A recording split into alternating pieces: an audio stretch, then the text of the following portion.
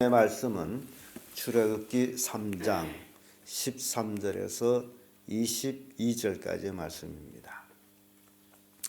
출애굽기 3장 13절에서 22절까지 찾으셨으면 교독합니다. 모세가 하나님께 고하되 내가 이스라엘 자손에게 가서 이르기를 너의 조상의 하나님이 나를 너에게 보내셨다 하면 그들이 내게 묻기를 그의 이름이 무엇이냐 하리니 내가 무엇이라고 그들에게 말하리이까. 하나님이 모세에게 이르시되 나는 스스로 있는 자이니라. 또 이르시되 너는 이스라엘 자손에게 이같이 이르기를 스스로 있는 자가 나를 너희에게 보내겠다.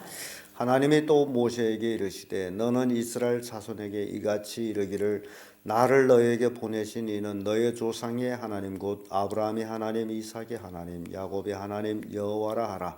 이는 나의 영원한 이름이요 대대로 기억할 나의 표혼이라. 너는 가서 이스라엘 장로들을 모으고 그들에게 이르기를 여호와 너희 조상의 하나님 곧 아브라함과 이삭과 야곱의 하나님 내게 하나님이시되 내가 너희를 돌보아 너희가 애굽에서 나가지를 바라라. 내가 말하였거니와 내가 너희를 애굽의 고난 중에서 인도하여 내어 젖과 꿀이 흐르는 땅 곧 가나안 족속, 헷 족속, 아모리 족속, 브리스 족속, 휘 족속, 여부스 족속의 땅으로 올라가게 하리라 하셨다 하며 그들이 네 말을 들으니 너는 그들의 장로들과 함께 애굽에 이르기를 우리가 하나님 여호와 기도하니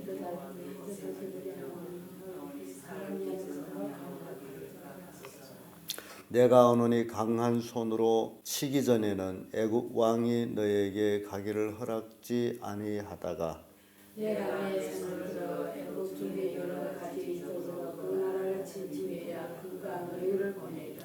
내가 애굽 사람으로 이 백성에게 은혜를 있게 할지라 너희가 갈 때에 빈손으로 가지 아니하리니 여호와는 나도 그 이웃 사람과 및 자기 집에 구경한 자에게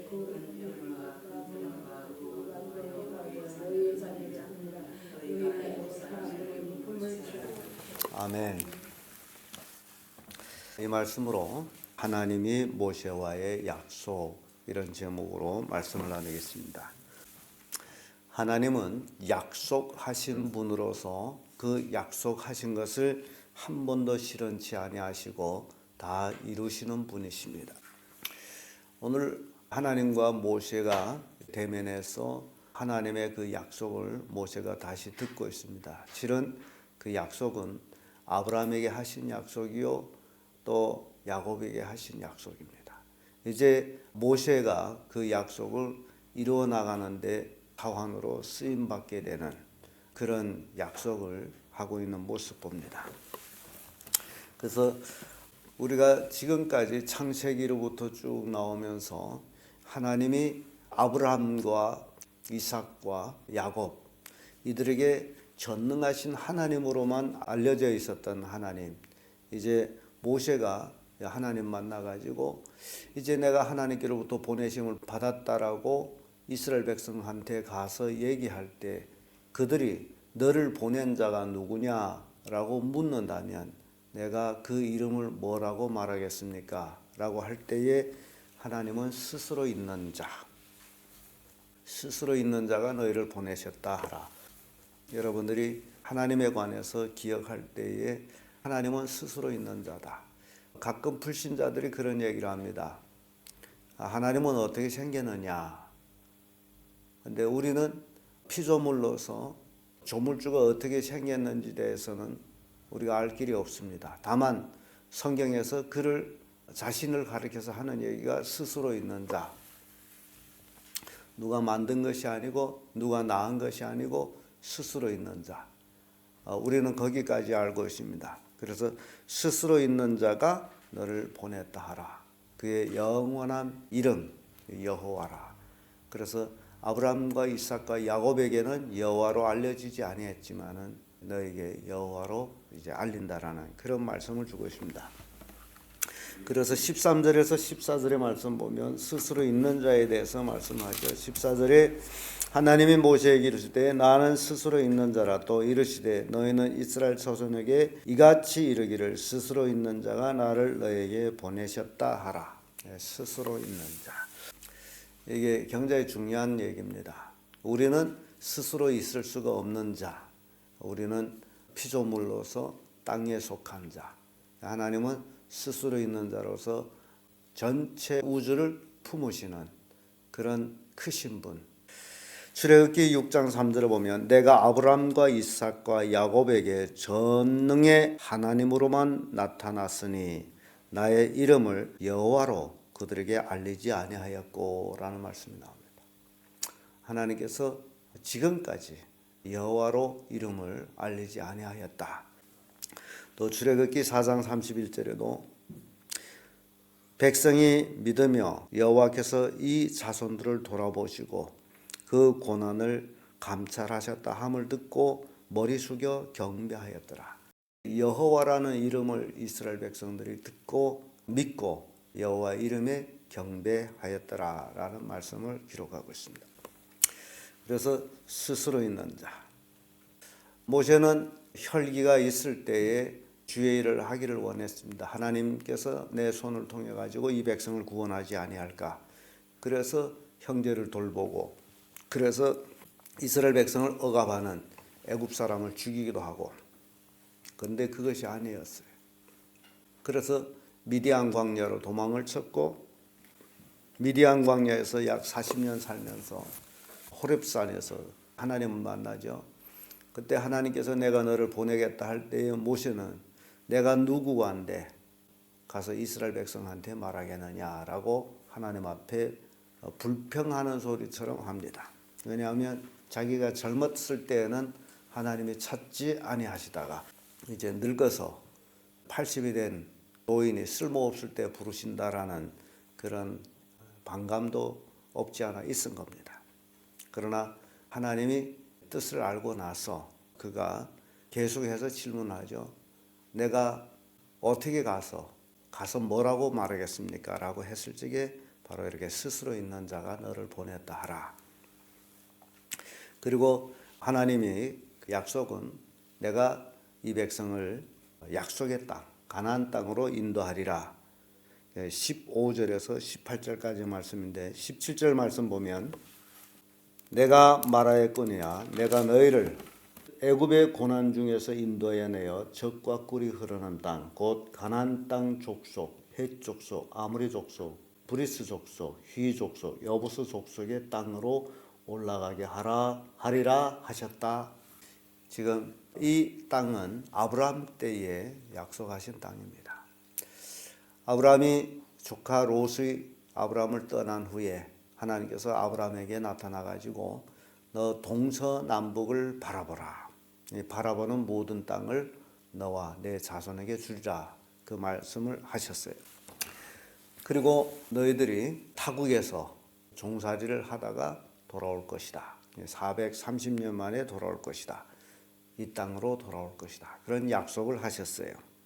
출애굽기 6장 6절에서 7절의 말씀 보면 그러므로 이스라엘 자손에게 말하기를 나는 여호와라. 내가 애굽 사람이 무거운 짐 밑에서 너희를 빼어내며 그 고역에서 너희를 건지며 편팔과 큰 재앙으로 너희를 구하여 너희로 내 백성을 삼고 나는 너희 하나님이 되리니 나는 애굽 사람이 무거운 짐 밑에서 너희를 빼어낸 너의 하나님 여호와인 줄을 너희가 알리라. 이런 말씀합니다. 애굽 사람에게서의 당한 그 고난, 참으로 일루 말할 수 없는 그런 고난들이었습니다. 이스라엘 백성은 요셉의 호강으로 애굽에 가서 고센 땅에 거하면서 정말 왕족 같은 삶을 살다가 그렇게 80여 년을 지내다가 요셉이 죽은 후에 요셉을 모르는 왕이 올라와서 결국 그때로부터 이스라엘 백성은 고난을 받기를 시작합니다. 그런 고난이 지속됩니다. 그래서 아마 그런 고난이 300여 년 고난을 받지 않았나 생각을 합니다. 그런 고난을 받던 이스라엘 백성에게 그 아우성 소리가 하나님께 상달됐고 이제 하나님께서 그들을 구원하기 위해서 모세를 거기에 보내는데 바로 가나안 땅, 약속의 땅으로 인도할 것이다. 그래서 너희들이 내가 하나님인 줄을 알리라라는 것을 가르쳤습니다. 이게 하나님의 약속이에요. 너희를 가나안 땅으로 인도해 날 것이다. 애굽에서 종살이하던 사람을 인도해 난다는 것 굉장히 대단한 약속입니다. 믿음이 없이는 믿을 수 없는 그런 약속이에요. 그런데 하나님께서 모세를 애굽 땅으로 보내가지고 그들에게 약속의 땅으로 이끌어낼 것이다. 그런데 이 약속의 땅은요, 이스라엘 백성들이 모르는 땅이 아니에요. 이미 아브라함에게 약속하셨고 이삭에게 약속하셨고 야곱에게 약속하셨고, 그래서 야곱이 또 요셉에게 전달하셨고, 그래서 요셉이 또 자기가 죽기 전에 이스라엘 백성들한테 맹세를 시키죠. 이제 정녕 하나님이 너희를 권고해서 이 땅을 떠나게 할 텐데 그때는 너희들이 내 해골을 가지고 나가라. 그래서 이미 이스라엘 백성들은 떠날 것에 대한 약속을 알고 있습니다. 쭉 구전을 통해 가지고 알고 있어요. 그래서 모세가 가서 그들에게 얘기할 때 그게 통하는 거예요. 하나님의 약속하고 통하는 거예요. 그래서 하나님의 약속은 이 백성을 가나안 땅으로, 약속의 땅으로 인도할 것이다. 그 다음에 가장 또 중요한 약속을 또 합니다. 마지막으로 빈손으로 떠나지 아니하리라. 19절에서 22절까지 말씀이죠. 21절을 보게 되면 내가 내 손을 들어 애굽 중에 여러 가지 이적으로 그 나라를 친 후에야 그가 너희를 보내리라. 여러 가지 이적으로 애굽을 친다. 이제 나중에 나올 10가지 애굽에 내린 재앙을 얘기합니다. 그 친 후에 너희를 보낼 것이다. 그렇게 말씀하시고 또 21절에 와서 내가 애굽 사람으로 이 백성에게 은혜를 있게 할지니라. 너희가 갈 때에 빈손으로 가지 아니하리니. 지금 본래는 왕족같이 애굽에서 살다가 이제 300여 년간 노예살이하다 보니 소유가 없습니다. 노예라는 것은 다 뺏긴 거죠. 그래서 다 뺏겼지만은 그러나 너희들은 거지처럼 떠나지 아니할 것이다. 빈손으로 가지 아니할 것이다. 22절에 여인마다 그 이웃사람과 및 자기 집에 우가는 자에게 은폐물과 금폐물과 의복을 구하여 너의 자녀를 꾸미리라. 너희가 애굽 사람의 물품을 취하리라. 그래서 이스라엘 백성이 애굽을 떠날 때에 애굽 사람들한테 금, 은, 의복, 좋은 것은 다 가지고 나온다라는 얘기예요. 거지처럼 나가지 않을 것이다. 그런 약속을 합니다. 그래서 300여 년 동안 애굽에서의 종살이했던 그 모든 종살이하다 보면 분통이 터지는 일들이 많죠. 그 모든 보상을 가지고 나올 것이다. 그래서 이스라엘 백성들한테는 이제 광야 생활을 할 때 봐도 그들에게는 금, 은이 기가 막히게 많았어요. 그래서 그들은 너무 많은 금을 가지고 금신상, 송아지도 만들고 말이죠. 그런 모습들을 봅니다. 나중에 할 얘기입니다만은 이렇게 공짜로 얻어가진 금은을 가지고 정말 생활에 유용하게 쓰고 하나님을 섬긴 데 써야 될 대신 오히려 우상을 만드는 그런 일에 애썼던 또 이스라엘 백성 모습도 보게 됩니다. 하나님께서 우리에게 물질을 주시는 것은 하나님 섬기기 위해서 주셨다라는 것 잊지 마시길 바랍니다. 그걸 잊어버리게 되면 엉뚱한 데 쓰게 됩니다. 이스라엘 백성이 빈손으로 나가지 아니하리라. 창세기 15장 14절을 보면 그 섬기는 나라를 내가 징치할지며 그 후에 내 자손이 큰 재물을 이끌고 나오리라. 이미 하나님께서 아브라함에게 말씀하셨어요. 내가 섬기는 그 나라를, 애굽이죠, 징치할진대 그 후에 내 자손이, 아브라함이 내 자손, 이스라엘 백성이죠, 큰 재물을 가지고 나오리라. 그래서 이 약속이라는 것은요, 모세에게 약속하신 그 약속이 이렇게 따져봤더니 그 약속은 아브라함에게 이미 하신 약속이고, 이게 하나님의 약속이에요. 하나님의 약속은 처음 근거가 있고 또 이루어질 때의 근거가 있다라는 사실입니다. 그래서 성경은 다 짝이 있다라고 말씀하고 있는 거예요. 그러니까 이단들이 하는 얘기가 이단이 되는 것은 그들이 나름대로 성경 풀어가지고 엉뚱한 소리 하기 때문에 이단이 됩니다. 예를 들어서 안상홍이 같은 성경에 안상홍이라는 이름이 있다라는 거예요. 그래서 나는 아무리 성경 봐도 안상홍이 없는데 어떻게 있느냐 했더니 이쪽에 와서 안자 한 글자 찾고 저쪽 가서 상자 하나 찾고 계수로 가서 홍수라는 또 많은 물 그게 홍수라는 홍자라고 기가 막히게 그렇게 찾으면 여러분들 이름이 성경에 다 있어요.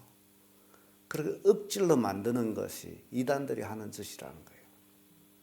중국에는 자생이단이라고 동방번개고 지금은 전능신교라고 이름이 바뀌었습니다. 거기는 예수가 여자예요. 아주 기가 막힌 일들이 이제 신앙생활 하다 보면 많은데 참 여러분들은 행운입니다. 성경적으로 신앙생활을 한다는 게. 하나님께서 이스라엘 백성들한테 빈손으로 나오지 아니하리라. 큰 재물을 이끌고 갈 것이다. 그래서 이 이스라엘 백성은 그 역사 이래로 그들에게는 재물이 떠나지를 않습니다. 어느 나라에 가서 망명하든지 그들에게는 재물이 떠나지 아니하고 특히 2차 대전 때 히틀러한테 600만 명이 대학살을 당할 때도 그들에게는 재물이 있었어요.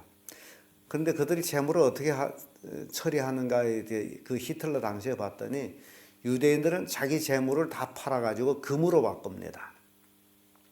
금으로 바꿔가지고 그 금을 몸에 가지고 다니기 불편하잖아요. 그래서 금을 쳐서 또 이빨을 만들어요. 그래서 금이빨을 만들어가지고 금을 간직하고 있었어요. 그리고 히틀러가 유대인들을 대학살할 때에 집중령에서 유대인들을 총알로 죽이는 것이 총알이 아깝다 해가지고 이제 독가스로 죽였거든요. 이런 집에다가 홀랑베개 넣어가지고.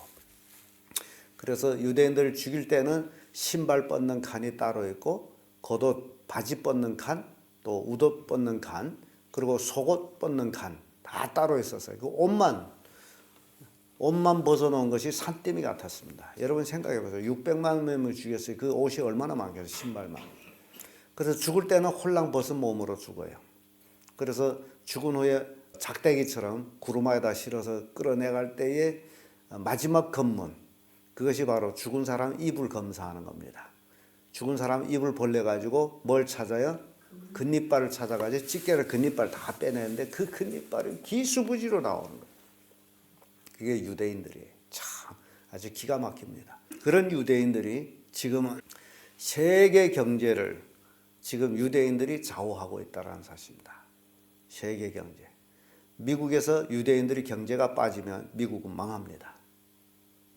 그래서 미국의 대통령들은 다 대통령 되기 전에 유대인들과의 좋은 관계를 맺습니다. 그래서 유대인들이 지지를 받아야 대통령이 되는 거예요. 그렇게 유대인들의 세력이 셉니다. 세계 인구의 몇 프로는 안 되지만은 그렇게 유대인들이 경제력을 가지고 있다라는 거예요. 그런데 하나님이 이미 그들에게 그런 축복을 주셨어요. 큰 재물을 가지고 나올 것이다. 그리고 또 성경은 너를 축복하는 자에게 내가 축복하고 너를 저주하는 자에게 내가 저주하리라. 여기서 이스라엘 백성을 얘기하는 거예요. 그러니까 유대인들을 축복하는 자는 하나님의 복을 받게 되어 있습니다. 이게 성경 약속이에요. 그러니까 미국이라는 나라는 늘 유대인 편에 서요. 유대인 잘했든 못했든지 유대인 편입니다. 그러니 미국이 축복을 안 받겠느냐라는 거예요. 이게 성경대로예요. 그러니까 정치인들은 줄서기를 잘하라 그러죠. 그러니까 여러분들 줄서기 잘하세요. 줄서기를 어디에 해야 되느냐? 하나님이 축복이 있는 곳에 줄서기를 해야 된다는 겁니다. 그래야 축복을 받아요. 유대인들은 빈손으로 나오지 아니할 것이다. 출애굽기 12장 35절 36절을 보면 이 자손이 모세의 말대로 하여 애굽 사람에게 은금 패물과 의복을 구하며 여호와께서 애굽 사람 백성에게 은혜를 있게 하사 그들이 구하는 대로 주게 함으로 그들이 애굽 사람이 물품을 취하였더라. 실제로 이스라엘 백성이 출애굽할 때, 이게 출애굽 12장은 그때 출애굽할 때입니다. 실제로 모세가 말한 대로 여인들마다 애굽 사람들한테 구하는 것, 뭐 옷을 달라, 뭐 돈을 달라, 아무튼 무엇이든지 구하는 대로 다 받았다는 거예요. 야, 기가 막힌 일이 아닙니까? 여러분 집에 와서 누가 돈 달라게 되면 돈 주겠어요? 근데 이 이스라엘 백성이 애굽 사람들한테 달랄 때마다 마구 주는 거예요. 왜 마구 주느냐? 빨리 가라는 거예요. 너희들이 머물러 있으면 있을수록 우리에게는 해가 크므로 내가 주는 건 아무것도 아니에요. 있는 대로 다 줘버리는 거예요. 빨리 가라고. 그렇게 이스라엘 백성은 애굽 사람들한테 물품을 가지고 쫓겨나듯이 애굽을 떠납니다. 왜냐하면 애굽 사람은 빨리 가라 하기 때문에.